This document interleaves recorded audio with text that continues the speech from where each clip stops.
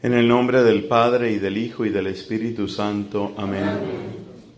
Dios te salve María, llena eres de gracia, el Señor es contigo. Bendita tú eres entre todas las mujeres, bendito es el fruto de tu vientre, Jesús. Santa María, Madre de Dios, ruega por nosotros pecadores, ahora y en la hora de nuestra muerte. Amén. En el nombre del Padre, y del Hijo, y del Espíritu Santo. Amén. Por favor, siéntense, mis hermanos. Vamos avanzando en esta formación sobre el camino que va del Antiguo al Nuevo Testamento. Hemos hablado sobre la revelación. Luego hemos tenido estas reuniones por grupos para hablar sobre la importancia del Nuevo Testamento, del Antiguo Testamento, también para nosotros los cristianos, y el correcto uso de ese Antiguo Testamento. Vamos a dar un paso más. Vamos a hablar de cómo miraban los judíos a lo que nosotros llamamos Antiguo Testamento. Ellos no lo llaman así. Ellos lo llaman las Escrituras. Y a veces hablan de 3 partes en las Escrituras. Obviamente los judíos no admiten el Nuevo Testamento. Ellos admiten lo que nosotros llamamos Antiguo Testamento y que ellos lo llaman las Escrituras y le dan este nombre, la ley y los profetas. Para ellos lo importante en el Antiguo Testamento son la ley y los profetas. Otras veces ellos hablan de la ley, los profetas y los escritos. Esa es la manera como los judíos clasifican el Antiguo Testamento, lo que nosotros llamamos Antiguo Testamento. Ellos lo clasifican como la ley, los escritos y los profetas. Usted se da cuenta que Jesucristo en un momento dado dice, toda la ley y los profetas se resume en amarás a Dios con todo tu corazón, amarás al prójimo como a ti mismo. Cuando Cristo dice que toda la Escritura se resume, que toda la ley y los profetas se resumen en eso, lo que está diciendo es que el contenido de todo el Antiguo Testamento se condensa en esa expresión. Entonces, la ley y los profetas, la ley, los profetas y los escritos, esta es la manera como los judíos se referían a la Biblia. Ellos no utilizaban la palabra Biblia, eso no lo utilizaban. La palabra Biblia aparece mucho más tarde, porque proviene de una expresión que es biblos, que significa libro. Entonces, la Biblia es como una colección de libros, ¿no? Pero para los judíos era la ley, los profetas y los escritos. Estoy destacando ese dato que es bastante importante. Y la ley, ¿a qué llamaban ellos la ley? No utilizaban la expresión ley, sino utilizaban la expresión la Torá, la Torá. Eso se escribe T-O-R-A-H, la Torá. ¿Y qué significa la Torá? Significa Génesis, Éxodo, Levítico, Números y Deuteronomio. Corresponde a lo que nosotros llamamos el Pentateuco, la Torá. ¿Y a qué llamaban ellos los profetas? ¿Los profetas cuáles eran? Profetas corresponde tanto a los libros históricos, como decir Josué, Jueces, Primero de Samuel, Segundo de Samuel, Primero de Reyes, Segundo de Reyes, Primero de Crónicas, Segundo de Crónicas, y algunos otros libros, como por ejemplo Ruth. Esos son libros históricos, pero además de los libros propiamente históricos, ellos consideraban los profetas a los libros de los profetas, es decir, los 4 mayores, Isaías, Jeremías, Ezequiel y Daniel, y los 12 profetas menores. Entonces estamos asomándonos a cómo veían la Biblia o cómo ven la Biblia los judíos. Para ellos hay una parte que es la Torá y hay otra parte que son los profetas. Y dentro de los profetas se incluyen los libros que nosotros llamamos históricos. Y después tienen los escritos. ¿Y los escritos cuáles son? Los escritos son, por ejemplo, el libro del Eclesiastés, los Salmos. Esos son los escritos para ellos. ¿Por qué estamos hablando de esto? Porque queremos preguntarnos cuál es el mensaje que tiene cada una de estas grandes secciones de la Biblia hebrea, es decir, del Antiguo Testamento. ¿Cuál es el mensaje que traen estas grandes secciones? Por eso, en esta charla vamos a hablar de cuál es el mensaje de la ley, es decir, de la Torá. Y en nuestra siguiente charla vamos a hablar de cuál es el mensaje de los profetas. Cuando en una catequesis, en una evangelización, nos encontremos con un texto de la ley, ¿cómo debemos entenderlo? ¿Cuáles son las claves para entender esos textos de la ley, de la Torá?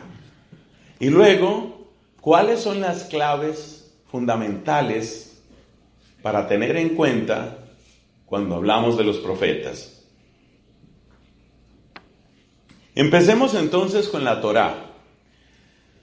La Torá se suele traducir por la ley, como ya lo he dicho varias veces en esta charla.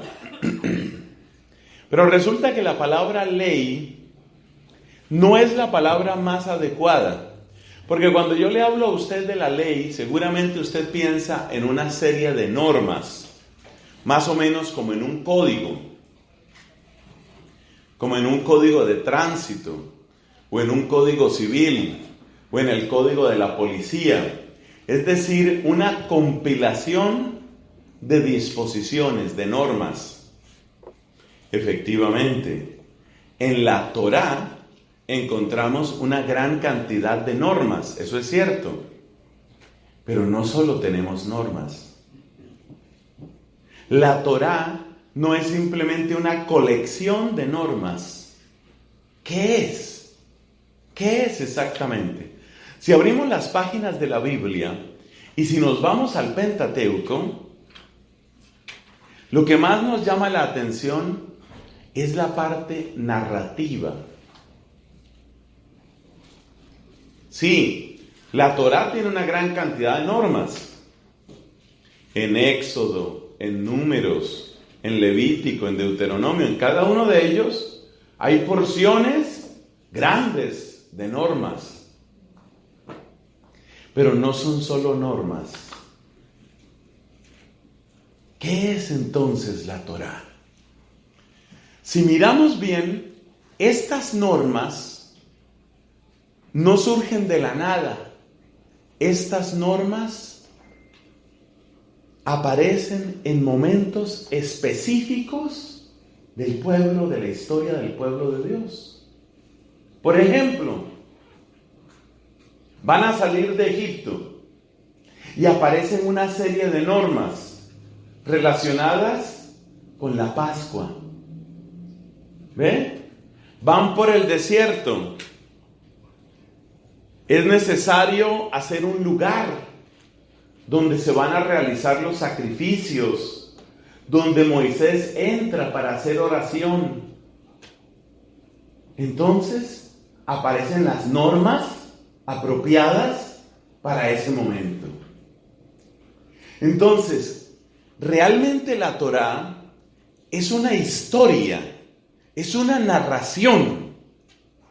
Dentro de esa narración aparecen normas, pero realmente la Torá es una narración. ¿La narración de qué? ¿Qué es lo que nos narra? nos cuenta el llamado de Dios. Nos cuenta a un Dios que llama a su amistad, que llama a la alianza. Apareció una de las palabras que tenemos en nuestro tablero. ¿La qué? La alianza. La Torá, ¿qué es? Es una narración que nos presenta, que nos cuenta un Dios que hace alianza. Todavía podemos ser un poquito más elocuentes y decir, la Torá nos presenta una narración de amor, de amistad y de amor. Es la historia, es la narración que nos cuenta un Dios que busca a su pueblo. ¿Por qué lo busca? Por amor. Y ese amor inmenso de Dios, ese amor incomparable de Dios, ese amor es el que va a dar normas. Las normas surgen de la alianza. La alianza surge del amor. Un Dios que ama, un Dios que salva, un Dios que libera. Y este Dios que salva y libera y ama, le da al pueblo un camino para que esa amistad y para que ese amor permanezcan y crezcan. ¿Hay normas? Sí hay normas. Pero esas normas, ¿qué son? Esas normas son los términos de la alianza. Podemos decir que las normas son la expresión y la protección de la alianza. La Torá no es simplemente un conjunto de normas. Hay normas, pero las normas o las leyes que hay en la Torá ¿son qué? Son la expresión y la protección de la alianza. ¿Y la alianza qué es? La alianza es el fruto del amor de un Dios que salva, libera y ama. Ahora ya vamos entendiendo un poquito más a la Torá. No es simplemente un conjunto de leyes, de disposiciones. No, es mucho más que eso. Entonces parece que la palabra clave es la palabra alianza. Esa es la palabra clave. La palabra clave es alianza. Dios, en su amor, salva y libera. Y para expresar y proteger la alianza que hace con su pueblo, da unas normas. Ya vamos acercándonos más a la idea de lo que es la ley. Les repito esa frase para sus apuntes. Dios, en su amor, salva y libera a su pueblo para expresar y proteger la alianza que hace con el pueblo. Les da unas normas. Las normas están al servicio de la alianza, al servicio del amor, al servicio del amor que salva y libera. Vamos a dar unos 2 ejemplos de cómo la norma está al servicio de la alianza. La norma está al servicio de la alianza, no la alianza al servicio de la norma. ¿Qué significa que la norma está al servicio de la alianza? Quiere decir que Dios quiere tener una relación de amistad y amor con su pueblo. Esa es la alianza. Es una relación de fidelidad. Es una relación de cercanía. Es una relación de vida, que da vida.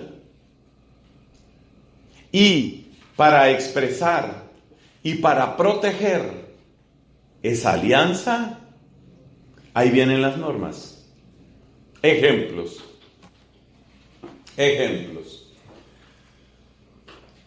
El primer ejemplo, vamos a dar 3 ejemplos. El primer ejemplo lo vamos a tomar de la medicina. Un señor estaba trabajando. Él tiene una pequeña oficina, estaba trabajando en su oficina. Un día se sentía como agitado, como mal. Se paró para buscar un café. Se le fue yendo la luz, se fue al piso. Llaman inmediatamente al servicio médico. El médico lo examina. Gracias a Dios no es algo demasiado grave, pero es preocupante. ¿Por qué se desmaya así una persona? Entonces, el médico hace una serie de exámenes y una serie de preguntas. ¿Cómo vive usted? ¿Cómo descansa? ¿Hace ejercicio? ¿Qué preocupaciones tiene? Y empieza a encontrar el doctor que todo está mal. Es una persona que vive muy preocupada, tiene problemas con la esposa, está desesperado con los hijos, está comiendo mal y a deshoras, no hace ejercicio, no come saludable. Entonces el médico lo deja hospitalizado un par de días, como dicen ellos, para estabilizarlo, hasta que ya está normal el pulso, la tensión, ya está bien. Pero al salir, ¿qué le da? Unas normas. Le voy a recomendar que se tome estas pastillas durante un tiempo por lo menos para mejorar su tensión arterial. Usted está mal de la tensión. Es necesario que usted coma mejor. Debe comer de esta manera. Tiene que hacer más ejercicio. Hay que manejar la situación de pareja y de familia que usted tiene. ¿Qué le está dando el médico? Unas normas. Primero, lo salvó. Probablemente si no lo atienden pronto, ese señor se queda ahí. Se nos hubiera muerto. Lo salvó. Pero le da después unas normas. ¿Para qué? Para que no recaiga. Unas normas para que pueda conservar e incluso mejorar su salud. Esto es lo que sucede también en el Antiguo Testamento. Dios salva a su pueblo, pero como si fuera un médico, después le dice, mire, hágame el favor, no vas a servir otros dioses. No puedes dejar que entre la envidia. No puedes permitir la violencia, la muerte entre ustedes. Aprendan a respetar la institución familiar. Amen y honren a sus padres. ¿Qué está haciendo con esas normas? Está conservando, está preservando, está protegiendo la libertad que les ha dado. Por eso le podemos dar un nombre muy bonito a la ley. La ley de Dios es un camino de libertad. La ley de Dios es una manera de preservar la libertad que Dios nos ha dado. Dios me ha dado libertad, pero yo puedo perderla.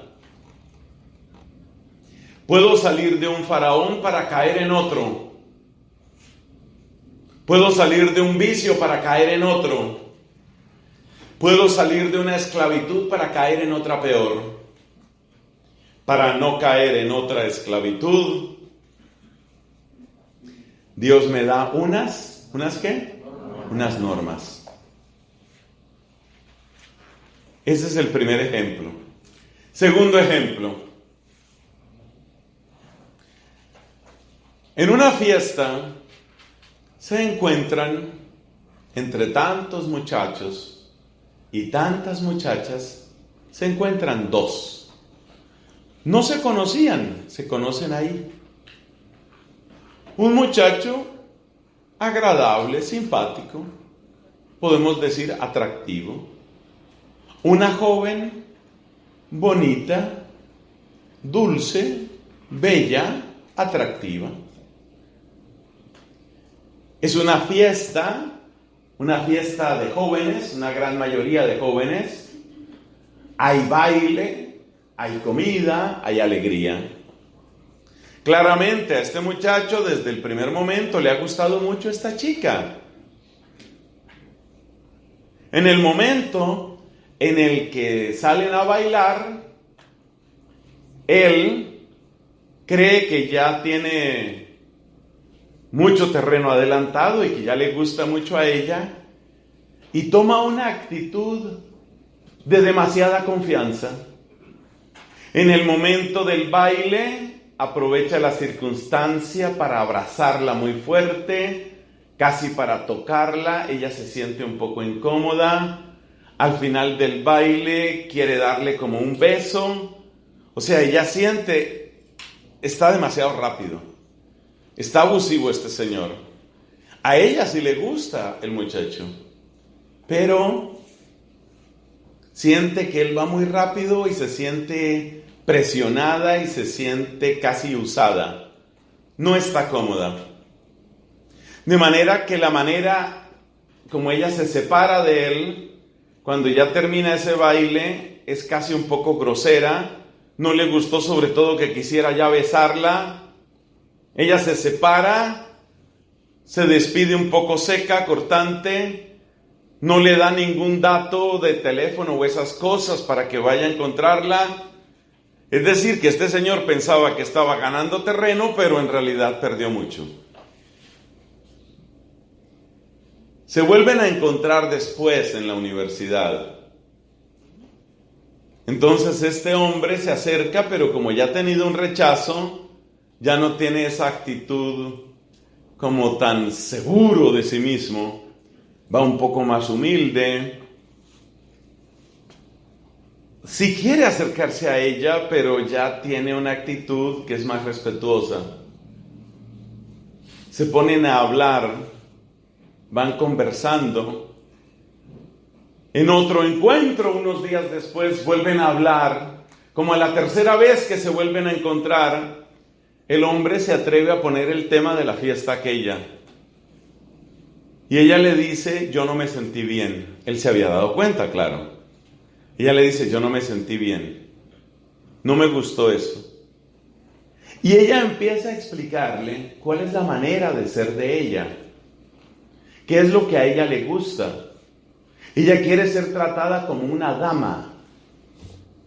Ella no quiere ser tratada como una diversión para una noche o para un rato. Ella es una dama y quiere ser tratada con delicadeza y con respeto.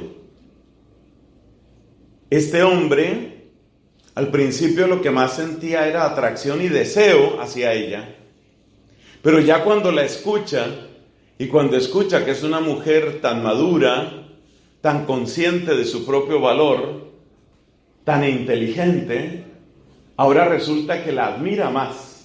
Y ya no la admira solo porque es bonita, sino la admira porque ve en ella una gran persona. En este segundo ejemplo que les estoy diciendo, ella es la que pone unas normas. Esas normas, por ejemplo, son: no vayas tan rápido conmigo,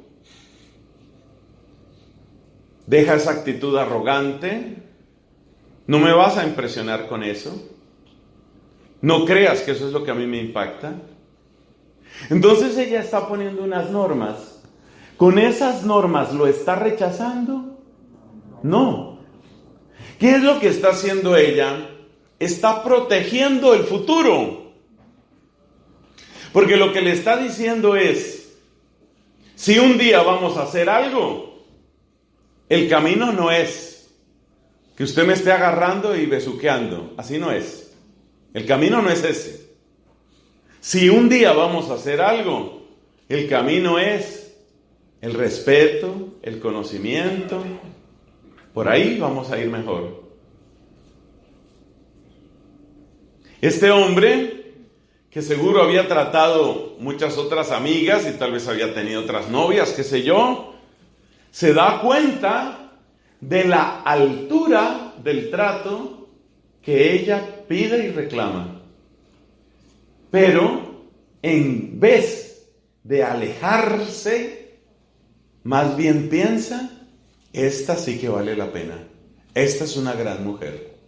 Sí puedo pensar en ella como esposa mía, como madre de mis hijos. Si ella no hubiera puesto esas normas, quizás hubiera sido simplemente una aventura más, una anécdota más, una estadística más en la historia de este hombre que era un poquito vividor. No era un muchacho corrupto, que uno diga un depravado, un vividor, no. Pero no era un hombre realmente responsable en términos emocionales y afectivos. Entonces uno se da cuenta que las normas que puso ella, en realidad son normas que defienden la relación. Ella no destruyó la relación, la defendió. Como mujer inteligente se dio cuenta, si esto se vuelve simplemente aventura de una noche, ni él se queda conmigo, ni yo me quedo con él. Porque en el fondo, ella sí quería quedarse con él. Porque a ella le gustaba a él, pero como mujer inteligente, se dio cuenta, si yo me pongo al mismo nivel de las demás, yo voy a hacer una historia más en la vida de él, y yo no quiero eso. Fíjate, una mujer inteligente, de las cuales hay muchas, gracias a Dios. Eso nos da una idea de lo que es la Torá. ¿Hay normas? Sí. ¿Y son normas para qué? ¿Para apagar el amor? ¿Para destruir el amor? ¿Para causar distancia? No. Son normas para cuidar el amor. Esa es otra manera de hablar de la ley. ¿La ley qué es? La ley es un camino para cuidar el amor. Porque el amor es frágil.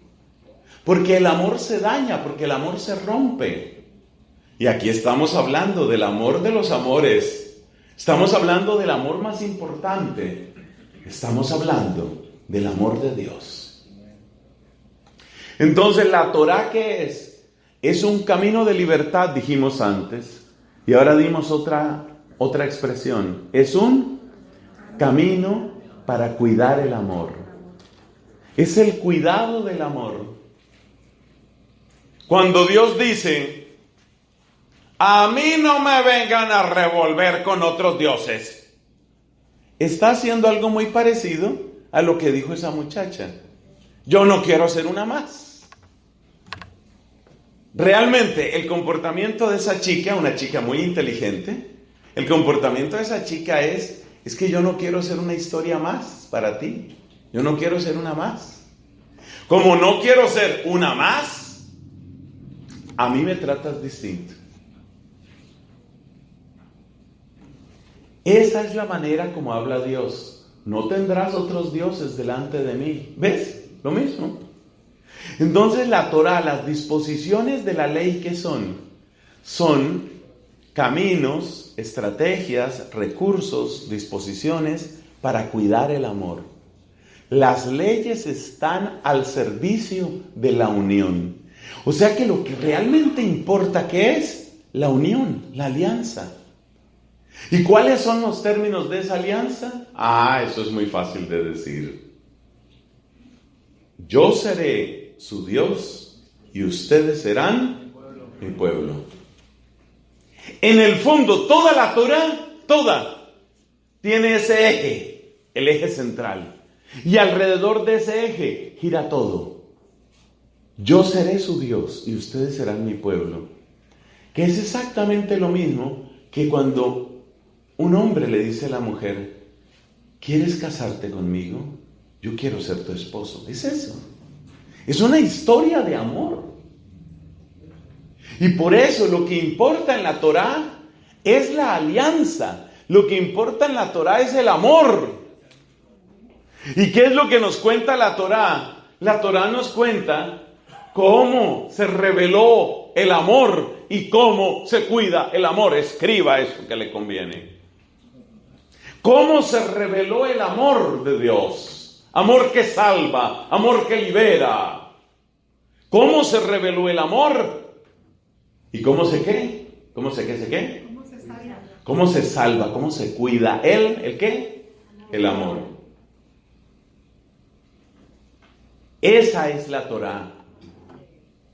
La Torá es una historia de amor que nos cuenta cómo un Dios bendito, grande, inmenso, omnipotente, santo, ha querido establecer una alianza. ¿Cuáles son los términos de esa alianza? Ustedes serán mi pueblo y yo seré su Dios. Pero eso hay que cuidarlo. Exactamente lo mismo que sucede como en toda amistad. Si usted y yo vamos a ser amigos y usted se da cuenta que yo soy una persona grosera, hay un momento en el que usted me para y me dice, mire, así no, a mí no me trate así. Hay un pasaje muy chistoso en el libro del Quijote, donde el Sancho Panza está por allá con otros personajes, pero son gente tan grosera. Entonces le dice, no, es que nosotros hablamos así. Y Sancho dice, no, a mí no me traten de esa manera. Entonces la amistad siempre tiene normas. No hay que tenerle miedo a las normas, tampoco hay que idolatrarlas, porque las normas están al servicio de la alianza. No hay que idolatrarlas. Pero la amistad tiene normas. Si usted y yo somos amigos, eso tiene normas. ¿Cómo me va a decir eso, padre, que hay normas en la amistad? Claro que hay normas. Dice el gran pensador chino Confucio, dice, la primera norma de la amistad, ¿cuál se imagina usted que es la primera norma de la amistad para ver qué tan cerca están ustedes de Confucio? El respeto. El respeto. La primera norma de la amistad es el respeto. La amistad tiene normas. Si usted tiene un amigo y usted se siente irrespetado por el amigo, se empezó a dañar la amistad. Y hay otra norma que tiene la amistad. Y esa otra norma muy importante es la justicia. Por ejemplo, si somos amigos y usted me dice, mira, ¿me puedes prestar un dinero? Es que estoy pasando por un momento complicado. ¿Cuánto necesitas? Mira, con $1,200, con eso yo paso este mal momento.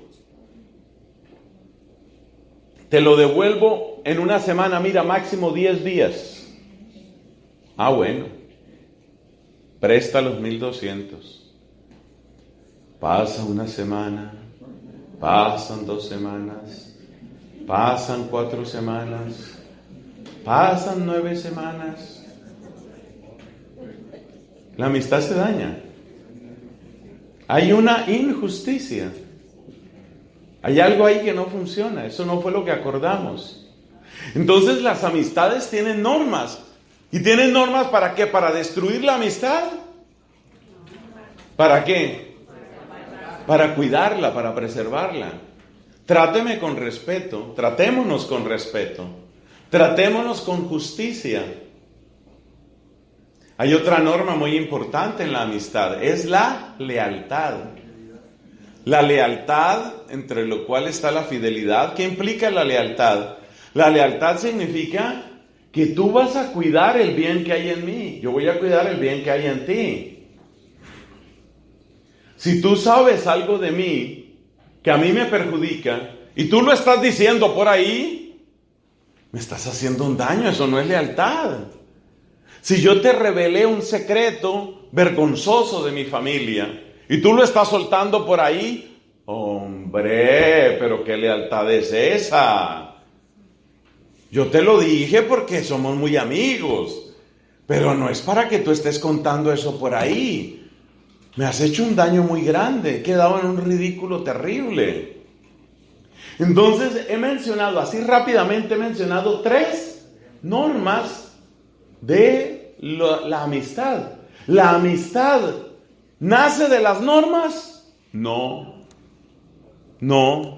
Yo puedo tenerle mucho respeto, mucha lealtad y mucha justicia con usted y tal vez no somos los grandes amigos. La amistad no nace de las normas. ¿Qué son las normas? Son los protectores de la amistad. Esas son las leyes en la Biblia. Las leyes son las protectoras ¿de la qué? De la alianza. Diga fuerte, ¿de la qué? De la alianza. Le he dado 2 ejemplos. El ejemplo del médico que lo examina a usted y le pone unas normas. Ese médico me odia. No, ese médico quiere mi bien, por eso me pone unas normas.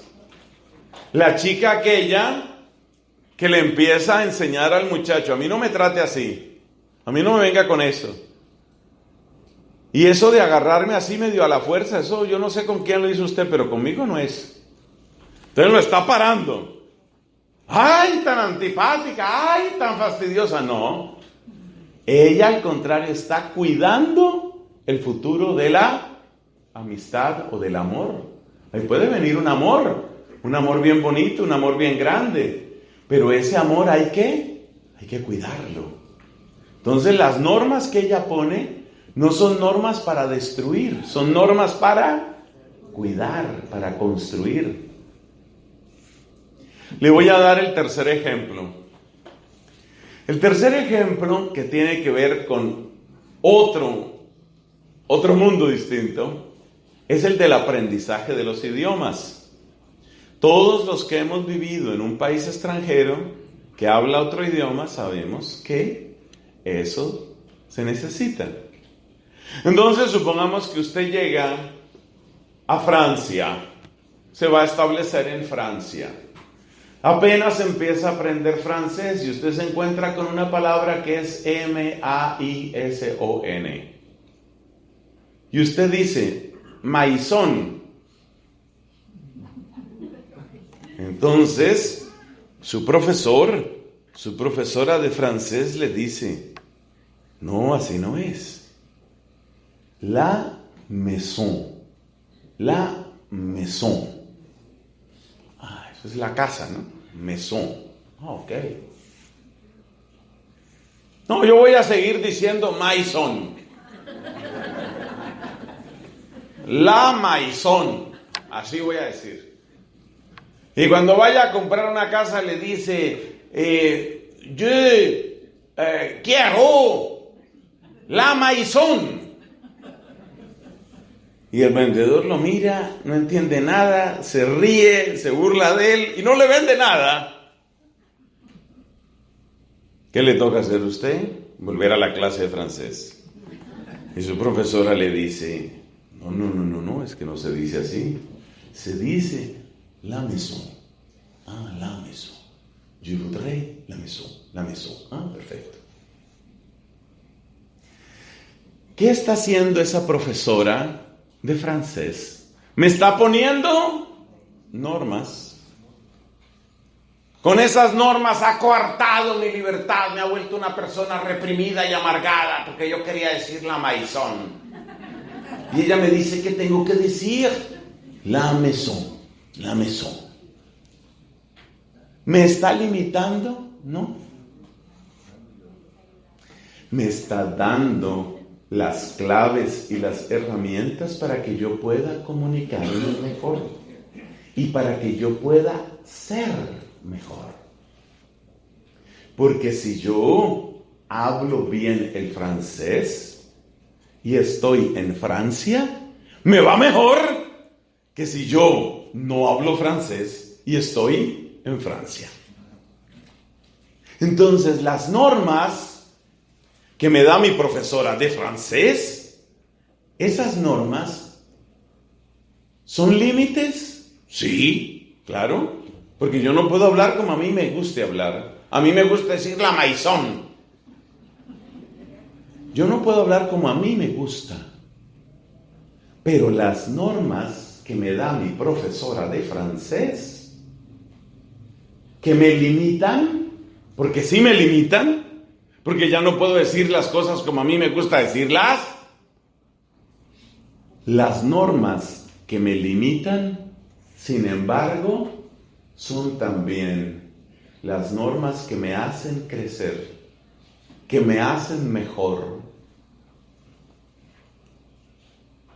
Ahí se nota que las normas muy a menudo son una expresión de amor. Si usted no le da buenas normas de comportamiento a sus hijos, usted no está amando a sus hijos.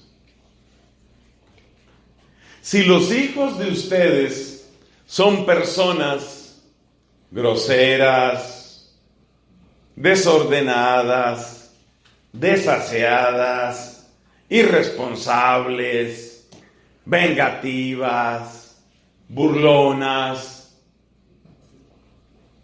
porque usted no le dio normas, ¿vamos a decir que usted amó mucho a sus hijos? Yo diría que quedó faltando bastante. ¿Por qué? Porque esos muchachos groseros, irresponsables, burlones, desaseados, desordenados, van a tener muchos problemas en la vida. No importa el camino que escogen, eso no importa. A donde vayan, van a tener muchos problemas. Porque ¿a quién le gusta tener cerca a una persona ruidosa, desordenada, desaseada, agresiva, burlona? Ya te digo, no importa ni qué carrera escojan, ni con quién se casen, ni dónde trabajen. Nada de eso importa. A donde vayan, van a tener problemas. O sea que dar una vida sin normas no es amar. Una vida sin normas no es amar. Esa profesora que me corrige y me enseña la pronunciación, yo no digo que mi pronunciación sea buena del francés, seguramente debo mejorar más. Pero la profesora me va enseñando, cuando usted no sabe algo se dice, je ne sais pas, je ne sais pas. Y yo miro cómo está escrito y resulta que ese pa tiene P-A-S, pero la S no suena. Y la profesora me dice, no, la S no se pronuncia. ¿Por qué no se pronuncia? Yo sí quiero pronunciarla. Yo quiero decir je ne sais pas. La profesora dice, vas a sufrir tanto. Vas a tener tantos problemas. ¿Para qué? ¿Qué me está dando ella? Normas. ¿Las normas me limitan? Sí. No tengamos miedo de decirlo. Sí. ¿La norma limita? Sí. Lo mismo que las normas de tránsito. Yo me imagino que la gran mayoría de ustedes conducen en este país. La gran mayoría de ustedes han tenido que aprender la famosa norma de los pares all way. Y la gran mayoría de ustedes han sabido lo que pasa si usted no hace bien el pare. Puede tener serios problemas que incluyen un ticket y cosas de esas. Porque este es un país que tiene mucha fidelidad a las normas. Un amigo mío estaba por allá en una calle que tenía un límite de velocidad de 25 millas. Estaba a 3 cuadras de su trabajo. Acelera a 40 millas. No es una terrible infracción. Resulta que el policía estaba ahí. Y son 3 cuadras y ya va a llegar al trabajo. Pero usted está a 40 millas. Es muy por encima de las 25 millas permitidas. O sea que las normas de tránsito me limitan. Sí. ¿Las normas gramaticales y lingüísticas me limitan? Sí, porque yo no puedo decir je ne sais pas. No, tengo que decir je ne sais pas, je ne sais pas. Eso es lo que tengo que decir. Y eso me limita, eso no es lo que yo quisiera. Pero eso me hace mejor. La norma limita, pero la norma me hace mejor. Me hace un mejor ser humano. Entonces la alianza es así. ¿La alianza tiene limitaciones? Claro. Claro. Pero me hace un mejor ser humano. Entonces hemos aprendido varias cosas sobre la ley. Hemos aprendido que en la ley lo más importante no son las normas. Que en el fondo la Torá es una narración con normas. Y que las normas aparecen dentro de la narración en el momento en el que el pueblo de Dios requería esas normas. Luego hemos aprendido que esas normas son la expresión de la alianza. Y que lo realmente importante en la Torá es la historia de la alianza. La historia de cómo Dios estableció esa alianza. Eso es lo realmente importante. Y hemos aprendido que esa historia hace que las normas estén al servicio de la alianza. Las normas expresan y protegen la alianza. Expresan y protegen la alianza. Eso hemos aprendido. Y luego hemos dado 3 ejemplos que me parece que nos ayudan a entender esto. El ejemplo del médico, el ejemplo de la chica inteligente y el ejemplo de la profesora de francés. Y esos ejemplos no se le olvidan a uno. El médico me pone normas. ¿Para qué? Para preservar el bien que me ha hecho. La chica pone normas para destruir la amistad, no, para cultivarla. Ella sabe, este tipo podría ser,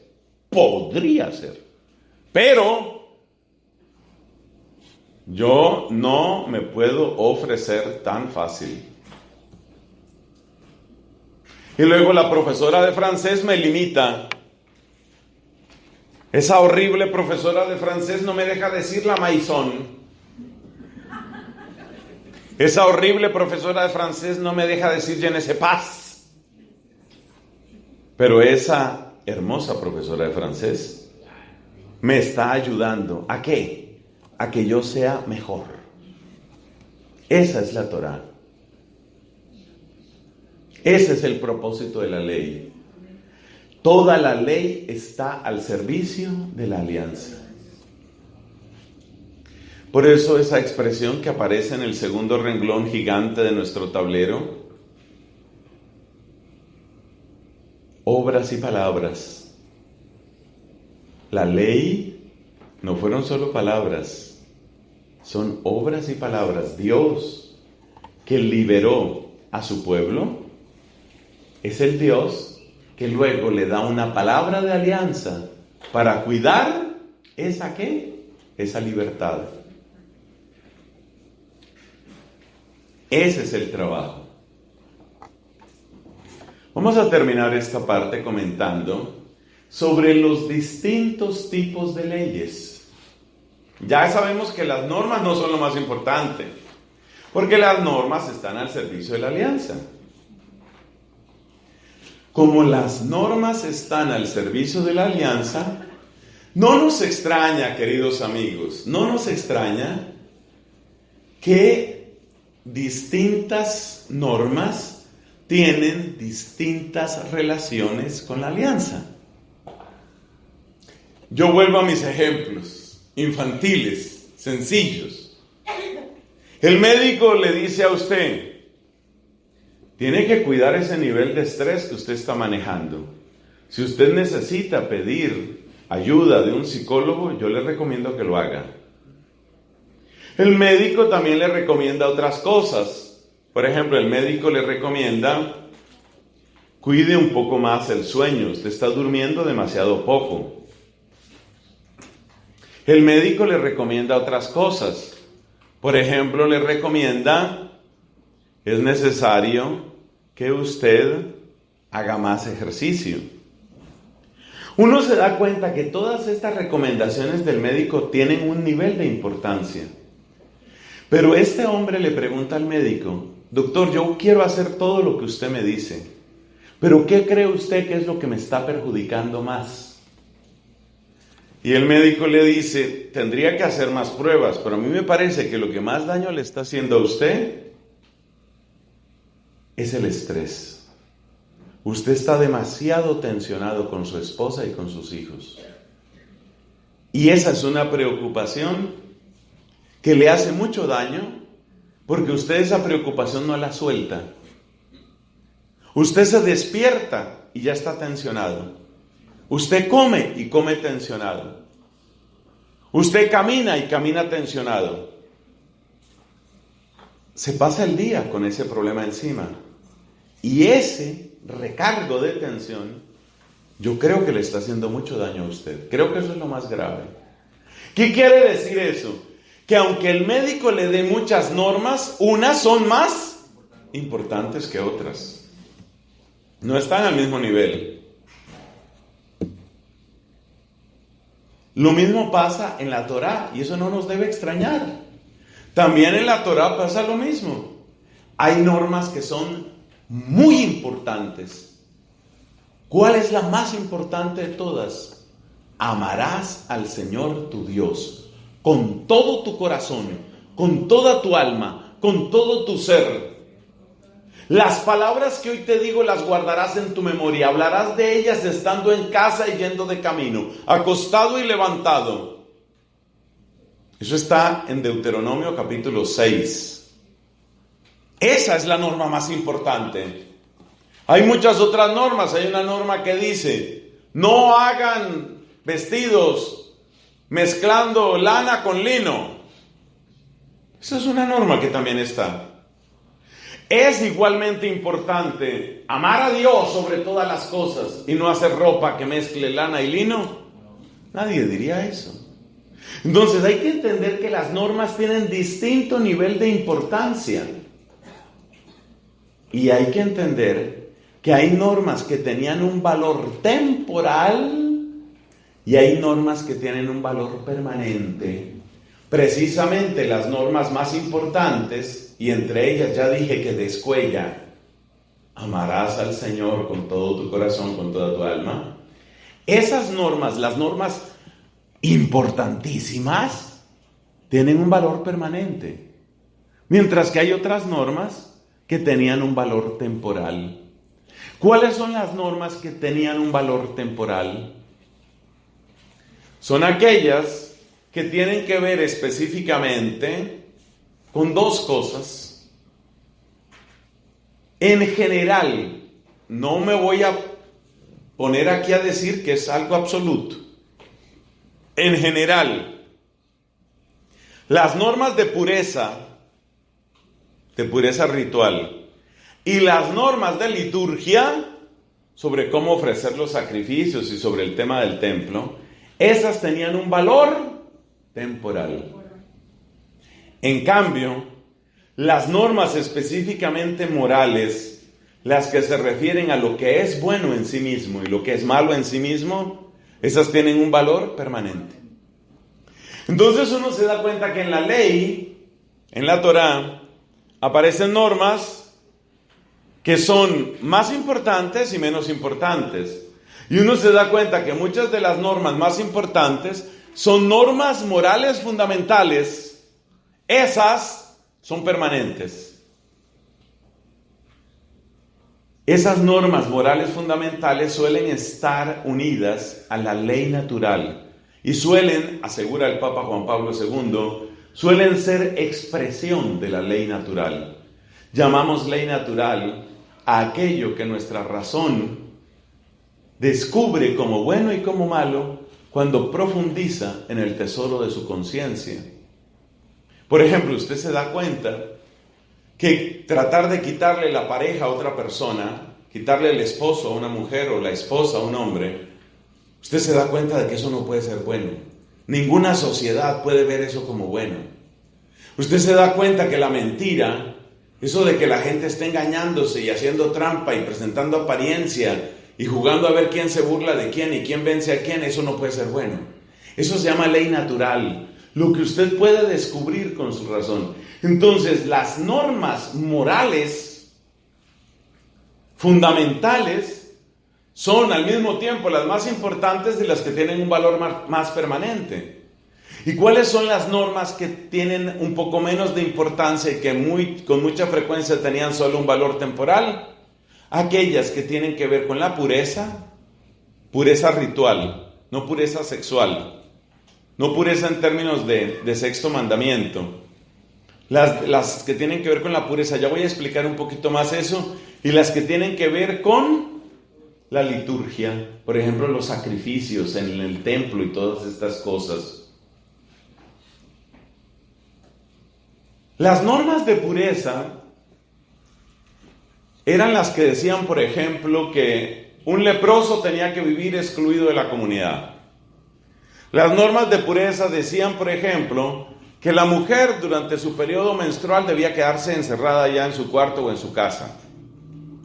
Las normas de pureza ritual son, por ejemplo, las que dicen que si usted tocó accidentalmente un cadáver, el resto de ese día usted queda impuro. Ese es el tipo de normas que tienen un valor de pureza ritual. Esas normas tenían un valor temporal. Las normas de pureza ritual. ¿Y para qué servían? Ya lo vamos a explicar. Tenga un poquito de paciencia, ya vamos a explicar por qué existieron esas normas. Y lo mismo las normas litúrgicas. Que cuando se va a ofrecer un sacrificio de comunión, entonces tal parte del animal que se va a sacrificar debe quemarse enteramente. La grasa que acompaña las entrañas y no sé qué debe quemarse primero para Dios. Tal parte de lo que en algunos lugares, en algunos países llamamos el lomo, y de la pata derecha, eso va para el sacerdote. Tal parte va para el oferente. Esas normas que parecen normas de un asadero de carne, esas normas tenían un valor puramente temporal. ¿Para qué servían entonces las normas de pureza ritual o las normas de los sacrificios? Si eran temporales, ¿por qué las puso Dios? Hermano, por la misma razón que usted pone normas temporales a sus hijos. ¿Se acuerda el ejemplo que dimos? Me acuerdo con este hombre que vivió toda su juventud del siglo pasado. Comentábamos que cuando nosotros éramos niños, nos ponían normas. Y esas normas se acabaron cuando salimos de la infancia. ¿Quiere decir que eran normas inútiles? No, eran normas apropiadas para ese momento. Eso se llama ¿qué? Diga duro que esto está grabando. Pedagogía. Y así lo dice San Pablo en la carta a los Gálatas. La ley era nuestro pedagogo. Usted le pone normas a los niños, normas determinadas. Después esas normas cambian. Entonces usted le pone una norma a su hijo. En esta casa nos vamos a ir a dormir a las 9:30 de la noche. Resulta que ese hijo después creció y el único trabajo que encontró fue como celador. Entonces él no aceptó el trabajo. ¿Por qué? Porque él tenía que irse a dormir a las 9:30 de la noche. ¿Cierto que no tiene sentido? Pero si cuando yo sea grande no va a tener sentido que me manden a dormir a las 9:30 de la noche, ¿qué sentido tiene que de niño sí me mandaban a dormir a las 9:30 de la noche? Tiene muchísimo sentido. Porque usted en ese momento tenía que aprender cosas. Eso se llama la pedagogía. Entonces las normas de pureza ritual y las normas litúrgicas tenían fundamentalmente un valor pedagógico. Por ejemplo, todas esas normas sobre el tema de la menstruación y el tema el tema de los cadáveres y eso, ¿para qué todas esas normas tan complicadas y las normas de los leprosos tan inhumanas? ¿Para qué eso? Mira, esas normas tenían un valor pedagógico. Piensa nada más esto. El aprender a respetar el misterio, algo está sucediendo en el cuerpo de la mujer cuando ella tiene sus periodos. Algo está sucediendo. Y en el fondo, esas normas pedagógicas son un stop, un pare. De hecho, la ley de Moisés decía, mientras la mujer esté en su periodo, no tengan relaciones. Ese es un stop, es un límite. Pero ya no tenemos miedo de utilizar la palabra límite. Ese stop, ¿qué es? Aprende a llevar tu sexualidad no como una bestia que te domina. Sé el dueño de tu sexualidad. No que el sexo te domine a ti, sino que tú domines tu sexualidad. Entonces, a través de normas como esas, hay una pedagogía que en ese caso lo que quería era exigir un dominio. El tema de los cadáveres. Si usted tocó un cadáver, quedó impuro. Ay, ¿por qué tanto misterio con eso? ¿Por qué complican tanto la vida? ¿Por qué son tan amargados? No hable así. ¿Qué quería esa norma de los cadáveres? No trates el cuerpo humano como si fuera otra cosa más. No es lo mismo cargar un bulto de fruta que cargar un cadáver. No es igual. Aprende. En el cadáver hay una dignidad única, hay un misterio. Realmente todas esas normas de pureza ritual eran normas que apuntaban ¿al qué? Al misterio. Es un detente, un frena, un para pedagógico, para que reconozcas el misterio. ¿El misterio de qué? El misterio de la fecundidad, el misterio de la sexualidad, el misterio de la salud, el misterio de la muerte. Además, una cosa que no se menciona mucho es que así como había normas para las mujeres, había normas para los hombres. La mujer tiene su periodo. El hombre puede tener de manera involuntaria, puede tener una emisión nocturna. Eso está dentro de la ley de Moisés. Si usted ha tenido una emisión nocturna, se entiende de manera involuntaria, porque si no estaríamos hablando de otro tipo de falta, ya hasta se hablaría de un pecado. Pero si usted de manera involuntaria, dice la ley de Moisés, ha tenido una emisión nocturna, usted también queda impuro durante un tiempo. ¿Y qué es esa impureza? ¿Qué tiene de malo eso? ¿Por qué lo tratan a uno así? Entienda, se llama pedagogía. De lo que se trata es de que usted entienda que no es lo mismo que usted haga una función biológica como es orinar, a que usted tenga una emisión nocturna, porque ese líquido propio de la emisión nocturna es distinto de todo otro líquido. Y es eso. Y eso es una pedagogía. No trate el líquido de la emisión nocturna, el semen, no trate el líquido de la emisión nocturna como cualquier otro líquido. Hay un misterio ahí. Entonces, la ley es un pedagogo maravilloso. Un pedagogo que va enseñando a la persona a que no se deje dominar de impulsos. Por ejemplo, el impulso de la comida. Quiero comer, lo que sea, lo que haya. Bueno, hay unas cucarachas fritas. Pásame cucaracha frita. Entonces, la ley pone frenos. El hecho de que tú tengas mucha hambre no significa que comas cualquier cosa. El hecho de que tú sientas mucha pasión no quiere decir que tú tengas sexo con cualquiera o de cualquier modo.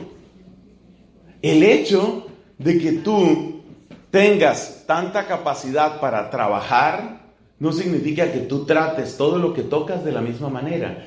Entonces hay un contenido pedagógico que está gobernado por la palabra misterio. Pero el misterio no es algo imposible de conocer, es algo infinito de conocer. Ponga esa frase que le conviene. No le suelto esa frase, usted se queda ahí tranquilo, no señor. No, ya no me sale.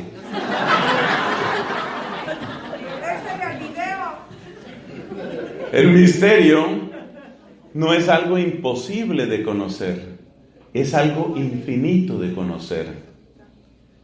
Entonces, por ejemplo, la fecundidad de la mujer, el ser de la mujer, el misterio de la vida,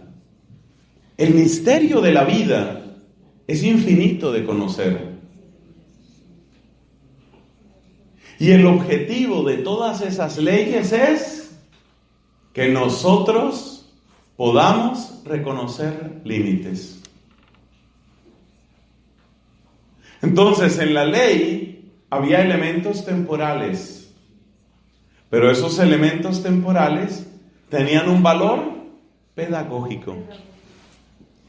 En resumen, la ley, la Torá, para ser más precisos, es una historia que nos conduce a la alianza. La alianza es un fruto de amor. Y ese amor es protegido por medio de normas, de las cuales unas tienen un valor más permanente y otras un valor más temporal.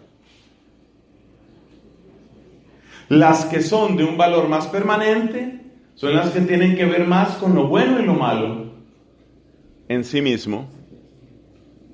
Las que tienen un valor más temporal son las que tienen que ver con los aspectos rituales, y en ellas lo que brilla es el aspecto pedagógico. Gloria al Padre, al Hijo y al Espíritu Santo.